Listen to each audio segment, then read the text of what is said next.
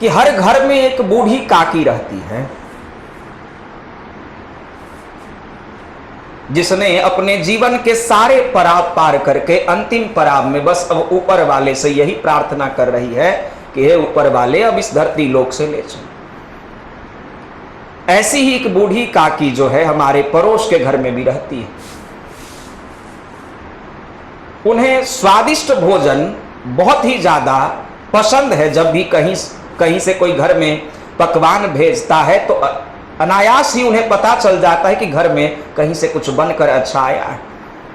फिर वो घंटों प्रतीक्षा करती है कि उनकी बहू कुछ ला करके भी उन्हें देगी, और जब नहीं देती है तो बूढ़ी काकी उदास मायूस एक कोने में कोठरी के अंधेरी कोठरी में पड़ी रहती है इंतजार करते हुए।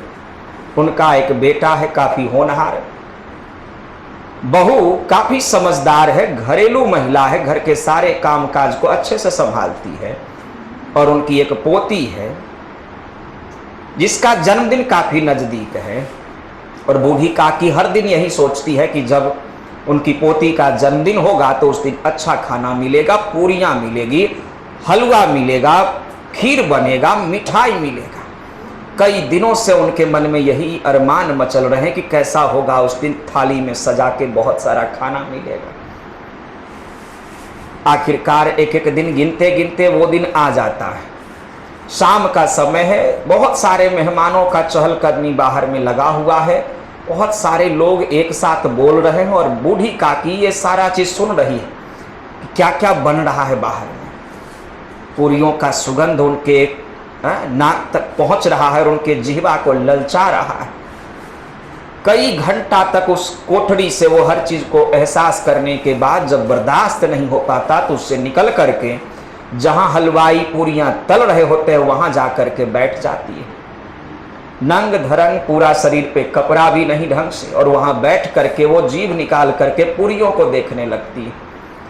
यह दृश्य कई मेहमान देख करके आपस में ही बात करने लगते हैं, कानाफूसी करने लगते हैं। और जब यह उनकी बहू देखती है तो गुस्से में जाकर के उनके बेटे महेश्वर से कहती है कि जाके अपनी माँ को अंदर रखाइए, ये नाक कटवा देगी, इतने अतिथि के सामने बेइज्जत करवा देगी। ये महेश्वर उस बूढ़ी काकी को उठा करके घसीटते हुए ले जाके उसी कमरे में वापस बिठा देता है, और आते समय दो बोल बोल करके कि दोबारा बाहर मत निकलना, जो भी होगा सब भिजवा देंगे यहीं पर।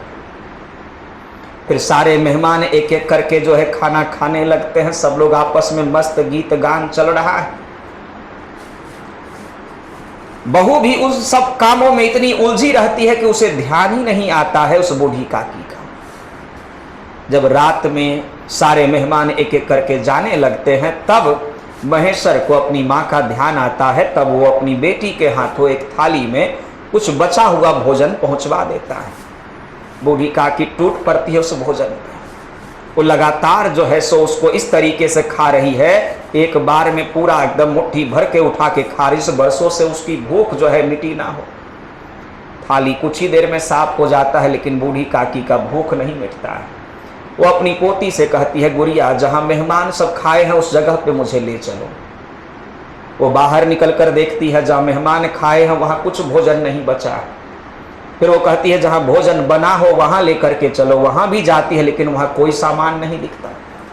फिर वो उस जगह चली जाती है जहां खाने के बाद बहुत सारे पत्तल फेंके गए थे, जिनमें अतिथि लोग भरपेट खाने के बाद जो फालतू भोजन था उस पत्तल पे ही छोड़ दिए थे।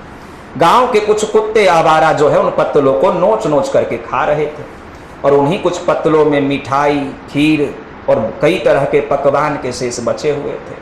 बूढ़ी काकी उसके पास जाकर के उसको इकट्ठा करके खाना शुरू कर देती है।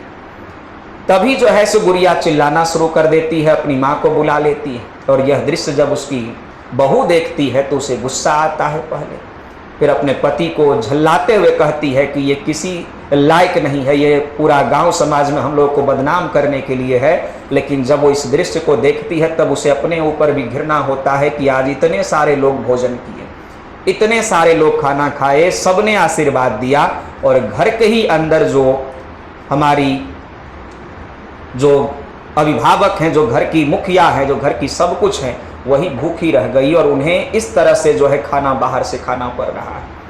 और तब वो ले जा करके उनको अपने हाथों से फिर खाना निकाल करके, जो खाना कुल देवता के लिए रखा गया था वो निकाल करके खिलाती है।